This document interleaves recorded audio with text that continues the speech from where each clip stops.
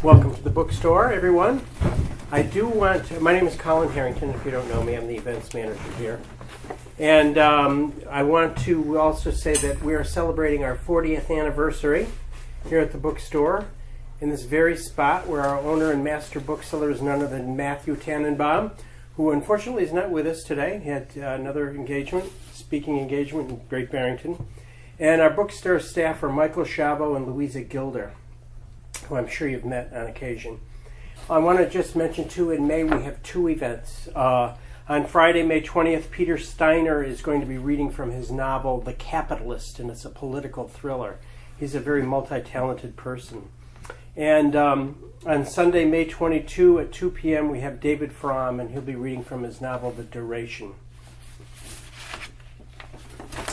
So I would just like to say a few words about my understanding, my experience, my appreciation of Robert's work. And that is that his voice takes responsibility for reporting out on the mind, the emotions, the spirit, experience, the nature of human traits and institutions or religions, and all in a sensitive and careful language that gently probes the wording to say it with beauty and infinite patience, and a compassion that finds its home in flowing and comforting verse. So much a pleasure to read, we can go on for miles and miles. And it is a thrilling art. In his words from his Black Sparrow volume, Spiritual Exercises, quote, "The mind is always lyric. Watch the mind. When the heart begins to speak, beware. It is a simple song you think you hear." Please welcome Robert Kelly.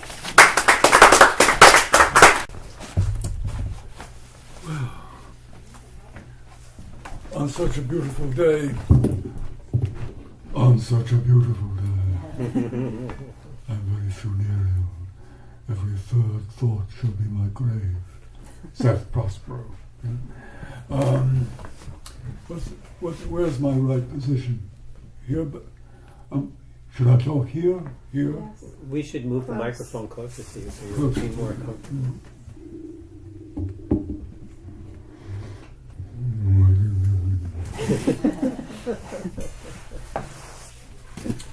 Poetry is childhood, it's a babble. So, thank you, Colin, the introduction, and Matthew and Colin for having me here, you for coming. I want to start from the most recent book actually published, one called Opening the Seals. It's a reading of a list of monosyllables generated by a great scholar named Patrick Ryan, who argues that these monosyllables were themselves vectors of or carriers of meaning 100,000 years ago, and that what we call human language comes from a composition of these monosyllables brought together with vowels and other circumstances. Whether he's right or wrong is not important to me at the moment, because when I read the list, I was just thrilled by the way that those monosyllables he had assigned or found conveyed certain clusters of meanings. So I'll read some of the very first one, it's very long, which is just like that, glottal stop A, and the meaning he assigns to these, the meanings are a forehead or brow, a face, any face, here, near to the speaker. So it becomes a general sense of here-ness rather than there-ness. So I'll read the first couple of sections of this.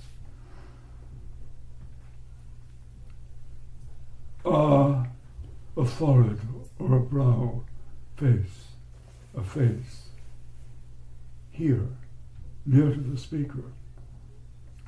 Be on my side. Amor ti vieta. Love prohibits you not to love me back. My face be near, be a sound so close I think I'm speaking. For love is a high school of persuasion, a study in power. For I gave my power to him, and he took. A is for apple. That is what she did. Gave her power away, and he did take.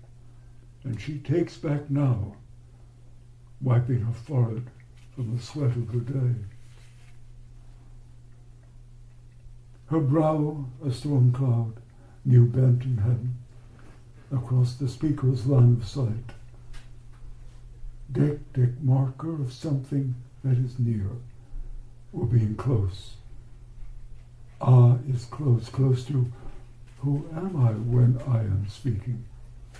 When I find in my mouth something to say, and that is A. Something is near to the speaker as a bird is near to the sky. Think about this one. And even more recently published, or not published yet, is Hot Thread, which is to be published timelessly, maybe past or future timelessly, like in some Hopi language verb. It's the fourth in a series of very long poems I've been writing in the past decade or so. Fire Exit, Uncertainties, The Hexagon, Hot Thread, and one yet to be finished called Calls. So I'll read a few sections from this. I am no meaner than the mind next door. The swan on the hood of a Packard tells the time. Long kinship with owls, for crying out loud. A ghost train rushes past. The slaves are freed from the master into the clutches of the many. The salary of circumstance. Please tell me what to do. I want to talk about the moist details. Lug nuts down below the arm brake crank. Slowly unpack all the details. The glass seltzer bottle. Call it Vichy in Dubrov's early edition of the Times. I don't think the subway ends here, but I've never gone beyond. It's hard to stop being credulous about the real. And the next section, which is 104. I want to tell you things that I can't say. Inside Santa Maria Formosa, the kind of light coaxes me to speculate. Your skin, a hum ahead, flame of rain whirled around a stranger. And yet I know you in her face, her place, her space. You try to hide from me and other people, but I track you from the story to the street. Your velvet gown, close-fitting, baffles Rilke. We all are here together, not exactly angels. If just once you turn and look at me and say you see, that would be the savage domesticity, road that leads to our most intimate north. These are, Hot Thread is composed of 12-line stanzas, a fact that led me into a good deal of contradiction with a woman poet who felt that 12 was an inappropriate number.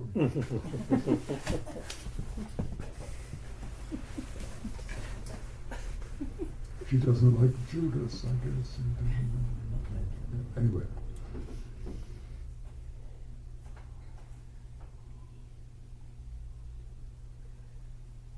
I'll read one more of these. Hammer heavy, but I can judge the sound of competence. And he's not it, a father trying to fly a kite for a kid, but there's no sky. Chinese dragons slice one another's guidelines up LaSalle above the river. Yea, lady, the same river, the two-faced, blue-eyed water, writing its a way of doing nothing but keeping time from passing, or lets time pass but makes it leave behind it shadows on the little world people hold up in their hands, stare gently out the windows 30 years, pounds culture stares back in. We live, Paidoima. The wolf has turned himself into the door. He lit the fragrant peony in the western mind.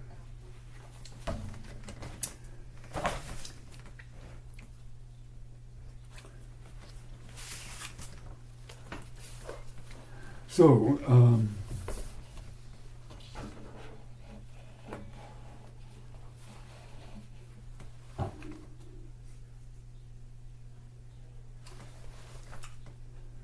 a story most of you know, so I'll say it very quickly. I never liked Haydn's music. It seemed tepid, unadventurous, done for the aristocracy. They shouldn't tread on one another's heels while they danced. That's unfair, but that's the way I felt. So I said, I won't listen to Haydn until I'm 80. Then the day I turned 80, the Bard started a Haydn project, as it happens. And the coincidence arrested me, as they say. And I started writing a Haydn project of my own. So all the Haydn pieces they played, I wrote to. And by writing to, I mean the music would start and I would begin writing instantly. When the music ended, I would stop instantly. And that was that. And whatever had been written was written.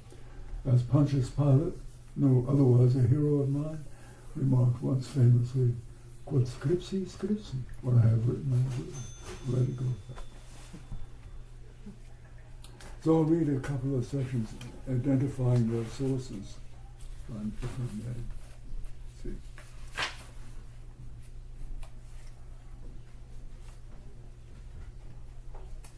This is from a trio from the Hoboken 15 catalog.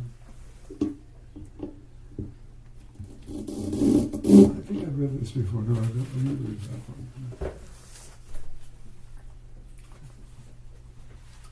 Things that have not been heard. This is from the string quartet, Opus 1, A string quartet in the Opus 1, the third movement. Calm love, listen to me. There is a silken place somewhere in your skin. Time lets me find if you let me have the time. My hands so lightly, so reverently investigate the ordinary seeming of you. Follow the line your bones articulate, and then I'm nowhere again, outside, inside. And all the silk and china can't find me now. The compass keeps spinning, everything gets sleepy, and maybe I can find you at last inside some dream.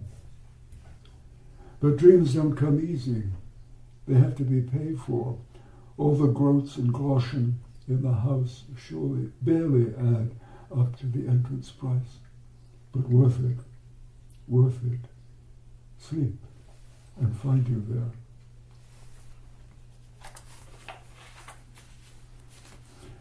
So these pieces of Haydn would release narratives or speculations or sensations in me that were often in contradiction to the apparent calm or sweetness of the music. So I don't know. But these are what happened. And it's a practice I urge on everyone. Listen with your hand. This is from the trio for piano, violin, and cello in B-flat major, Hoboken number 1520. Any mountain's easy to go up. Just set out with your left foot first, and right will follow. We live in a world of tuity, where one thing leads to another exclusively. But then that thing leads, and so on. Soft as algebra, you can stand for anything. You can climb and watch the valley shimmer in the mist like Moses staring out over, I can't remember, but you will. Everything will be yours if you climb, if you come singing and impatient to the tryst, the feast, the place the mountain means to reach and sometimes does. But here you are on a grassy patch halfway to heaven. Easy to say, palaver on a hillside, steep, step carefully over this crevasse, look down into that darkness. That's where people hear voices coming from, frightening them. And so it should. The earth has so much to report, so few ways to catch the climber's attention and hold it while he thinks and stops thinking and stops looking at some specious landscape, postcard, valley, and instead studies the stable limestone at his feet. Hop, skip, and jump, he thinks. Once this mountain, too, was a child. Once it, too, had a religion just like me, and I had stone of my own devising, rough, readable, with scratch marks, runes, tunes, sunrises, fevers, wolf cries, screed tumbling down, flowers jutting here and there, insolent and tiny, dragging colors out of grey rock. Then the second movement. Of course go slow now, that's the rule. If you ran, you have to linger. Sunlight on your cheeks, red from effort, dewed with perspiration, polite word for what comes out of us when we really care, and when we have striven hard to be there where the sun is almost ready to eclipse the mountain in a passion of its glare, and suddenly you remember love, being in love, and those few you really love, still, despite all the melodies, no raptures, weathers, shipwrecks, houses sold, empty apartments, the same sunlight, staining yellow the kitchen floor, sacred old linoleum, waiting for the bare feet of a friend. You know who I mean. And the third movement. Guesswork at best, this mountain stuff. So many get lost in the ascent, shelter in random caverns, find themselves alone at dawn, or never found again. Don't think it's funny to be lost. Being gone is not just lonely, it's being somewhere else. And else is the scariest paradise. Yes, walls around the garden, old British brick, ruddy, flanks of someone's flock of sheep, and you walk among them, not even realizing that there is no home. Backwards and forwards lead to the same place. It's like music, isn't it? It's beautiful, it stops, it goes on, and nobody knows where it comes, and nobody is waiting for you there. That's the part of it that makes you go slow. Maybe just stop where you are. Let this be your city.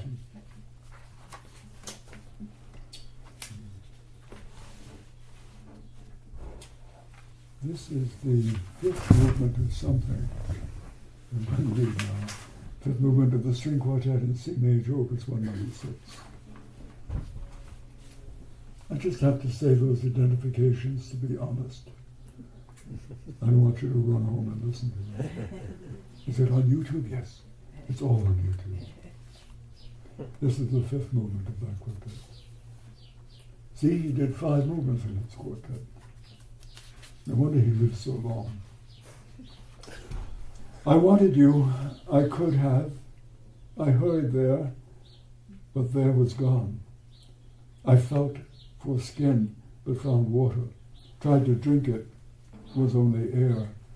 No wonder thirst is in the sound, the ears so hungry for your voice. Why don't you let me wake up again? One morning itself is never enough. Everything that counts happens over and over again, as if no time existed. It goes by so fast, it comes again. And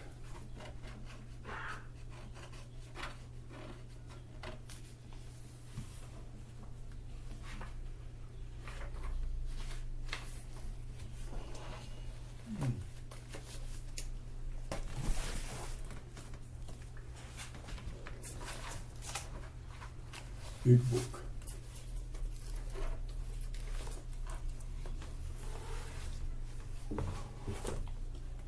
This is a poem for Tomasz called Temporarily Abbreviated.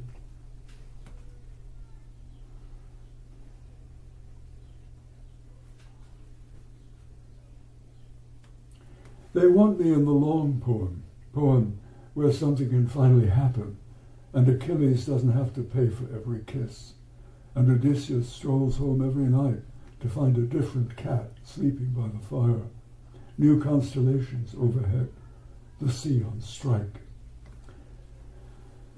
But lately I've been living on a postcard, pale, empty beach scenes, grassy marshes, or that blue town in Morocco where the walls soak up cruel sunlight and shabby robes conceal my derelict embodiment and hide my pale otherhood beneath a fez. It's me again. You can hear my heels dragging in each sentence, broke-back Alexandrian, trying to gasp out some new music. No declamation. All aria. Sing it, Buster, or shut up, is what I'm trying politely to reply. The longer the song, the closer the liberty. Until all the wars end and we stop hurting in the name of some book or other. The rich man's favorite game, set the poor to kill the poor. You think I can do anything about that? Maybe. Everything real happens, one person at a time. Maybe someone will read this rant and decide to wound this lively world no more. Hope is a hazard, and the die long since is cast. But still, we green around the springtime and hope some more.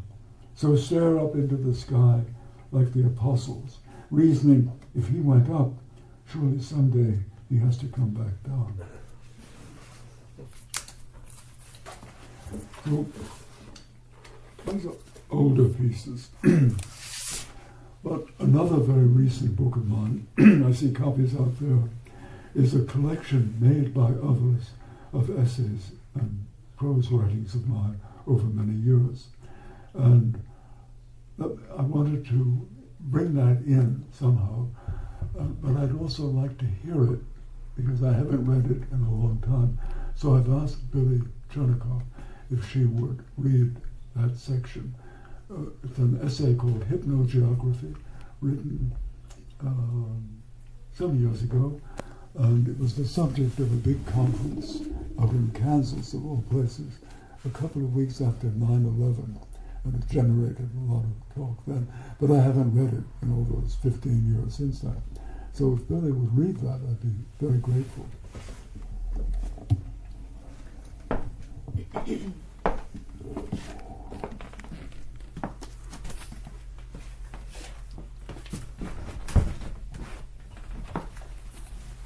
Hypnogeography.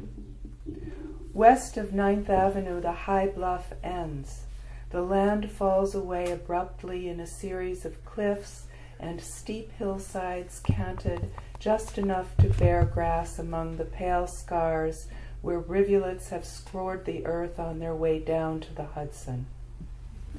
To get there, they must cross the long grassy meadows along the river, the very fertile alluvial tract that stretches north the whole length of the island. Winding streams get there gently and smooth. Unbordered roads wander here and there past small, neat farmsteads, taverns, and gas stations. The light is sea light everywhere, and clouds bank richly, picturesquely over the dark Jersey Palisades. When it rains, the rain comes sweeping in from the west, angular as autumn sunlight at dusk on golden Sundays. But when the sun shines, it is sweet and steady, coming evenly down like a decent teacher in grammar school, fair to all her pupils. I like to walk around here, or drive the little roadster you can rent at almost any garage. The roads aren't paved, and we New Yorkers like it that way. This is farm country, and from its good black soil, most of what we put on our plates is grown. East of the cliffs, though, the city gets busy. Tall white buildings everywhere, hundreds of thousands of them cunningly nestled close together, without each denying another's light. Crowded as can be, but the streets don't seem that way. In fact, I find it strange how empty they usually are, considering how densely built up every block is now. The banks are beautiful, and there are fountains in front of the meanest church. I'm fond of the lower East 30s and upper 20s, where small townhouses manage to skulk unbothered between clubs and foundations and sleek hotels operated by people who say they come from northern Italy. The north side of Canal Street is lined with shops and restaurants facing the canal. People sit outside to watch the little skiffs and sculls nip along the broad water. But south of Canal, the land is more open, with broad fields and a good deal of woodland, little woods on low hilltops, and hardly any buildings. The dirt roads are dusty in the summertime, but vacationers reveling in the wine gardens and outdoor theaters and ball courts don't mind. In the shade of a big cottonwood, I leaned on somebody's mailbox and watched a young woman get out of her car and go into the courtyard of an inn across the way. The wind fluffed out the tulle of her dress, and I heard it sigh against her legs. How quiet it is here, and the wind itself needs us to make enough resistance for it to be heard. This is how it is in my dreams. I mean real dreams, the kind you have at night when you leave your mind and body alone a while. For years I have been having dreams in which I walk around New York City, where I was born, and where I lived for the first 25 years of this life. The New York I dream in is a little different from what I see when I go there by train now, and some aspects of the dream New York is what I have just been describing. It is not New York before modern times. Cars run around, big late capitalism buildings abound in the denser parts of town.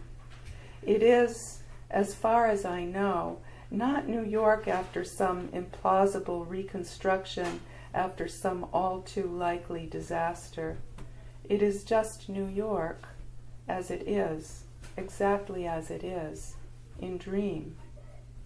So what I want to know is this. All over the earth, women and men are dreaming every night. And among all their other dreams of love and terror and monsters and mates, they dream of place. I want to know the places they dream. I have a feeling that the dream representation of place can tell us a lot about what we think of as the real place. Smart people, like the Highland Maya of Guatemala, I'm relying on what Dennis Tedlock told me once, are concerned not just with what a person looks like or does for a living, but how he represents in dream. I want to learn excuse me, I bet you have a sip of coffee nearby. I want to learn and want us to learn how our countries and cities represent in dream. Thanks.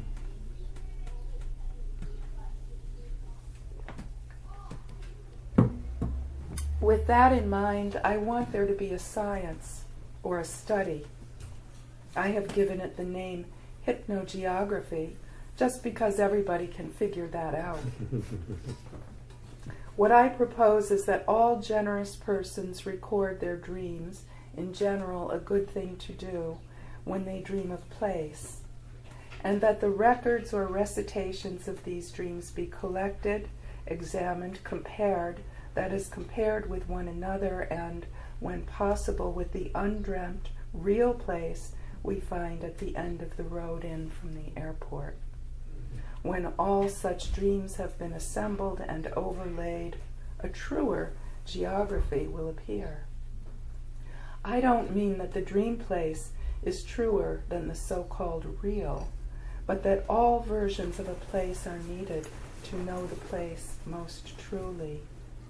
That's the goal, and this is the project I have in mind. And the mind is what we finally get to know, as dearly in need of mapping as any virus or nucleic acid strand. And how to map the mind, except by what we tell each other. Thank you.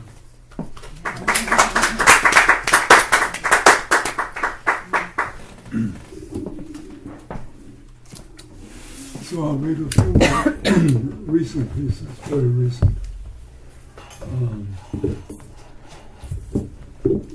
to confirm any suspicions that you might have that I've lost it.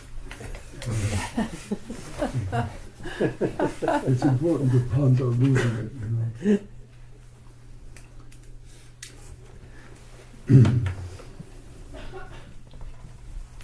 Thank you, Billie. That was wonderful to hear that, because I hadn't read it in years and years and I've forgotten all the details, except I still dream that from time to time, that New York.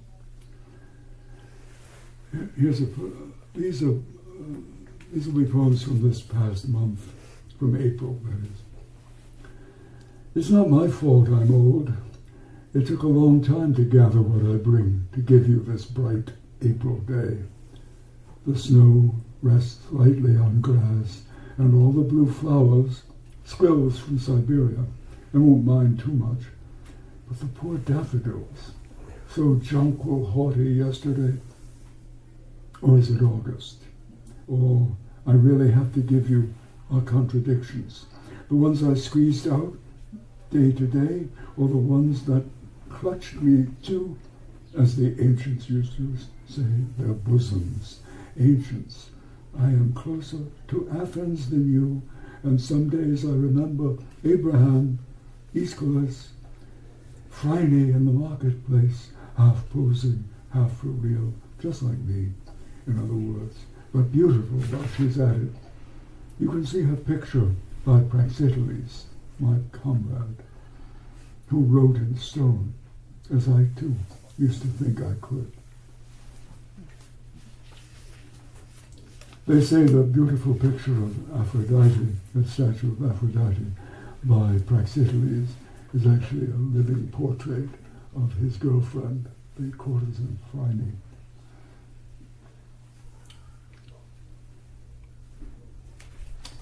Okay, this is a piece with no title, but with an epigraph from the poet Charles Stein. A recent reading of his, I heard him say, "I see it all in my opal." So,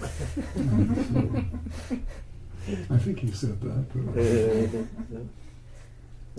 The mutiny on the river was what I feared. The stupid stream flowed backwards, north in a south-tending region. Wrong.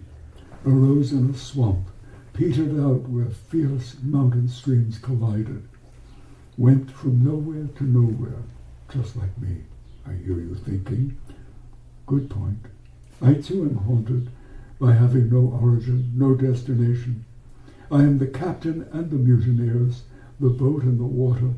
Nobody minds, they let me play at being. Being radical, or kissing the archaic, whatever it really was. All we have is lumps of stone, some with faces, some with words. Sleep now would be an act of politics, a fist closed tight around nothing at all. Anyhow, I'm ready when you are.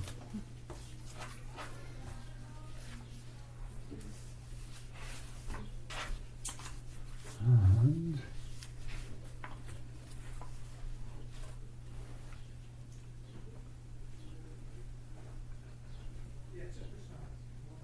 every now and then I pass by a mirror and look like a human being in it. Shows you how far glass is to be trusted. Even I can be taken in by such seeming, as if I were a real person, as if I were really here.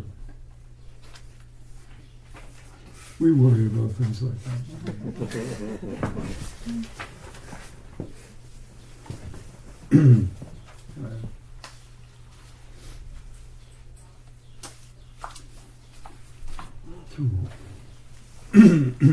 Here's another music piece, this one for the second movement of a violin sonata by Thomas de Hartmann. Thomas de Hartmann was a very curious early 20th century Russian composer who was famous mostly not for his own music, but for advocating the teachings and music of George Gurdjieff, the great occultist. Though you can hardly call him an occultist when he made every effort to bring all that mystery stuff into the light of practice. Anyway, Van Hartmann did write music of his own, and this is a violin sonata of his, movement 2. Hold the thought, the gentle animal, sleek in your fingers, as a tune you heard once and almost remember. Or light a candle with a puff of breath alone, or watch the window open by itself and let the sky in. Surely it was your mother, too, among all those departures. Someone must once have come towards you to say, listen, child, you are not what you think. Child, you are not what you think you are. You are another, a beautiful shimmer of identity, silver and indigo, like smoke drifting from an elegant cafe. Oh, you are beautiful in your way, not the way you think, not what some thick book tries to trick you to believing. The sparrows on the sidewalk know a lot better than that. They scatter, they return, dine on crumbs and scorn big lumps of your sad whatever. Oh, how sad that people eat, how sad all eating is. Couldn't we live on indigo, deep edges of the sky, the light tumbling from a cloud?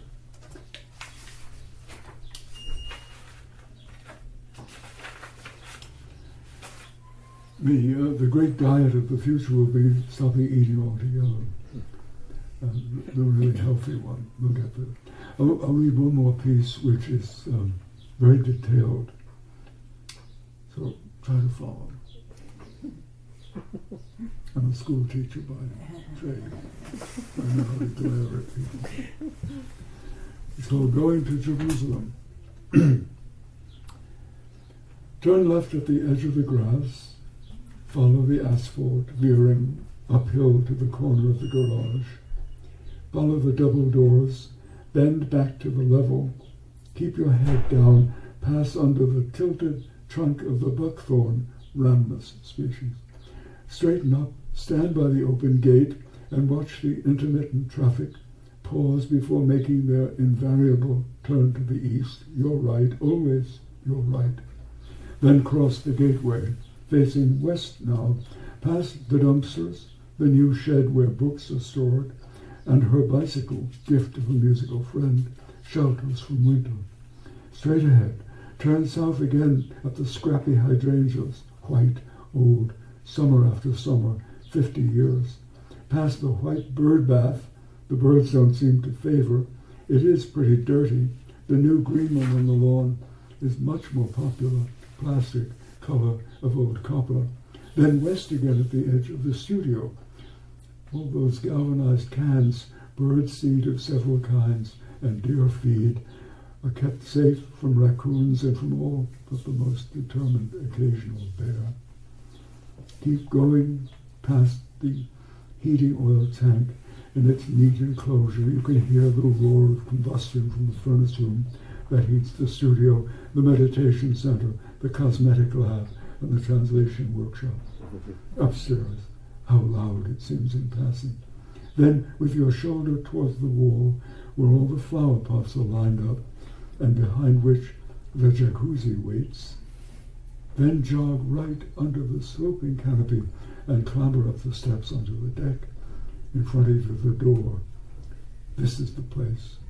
The temple itself waits for you inside.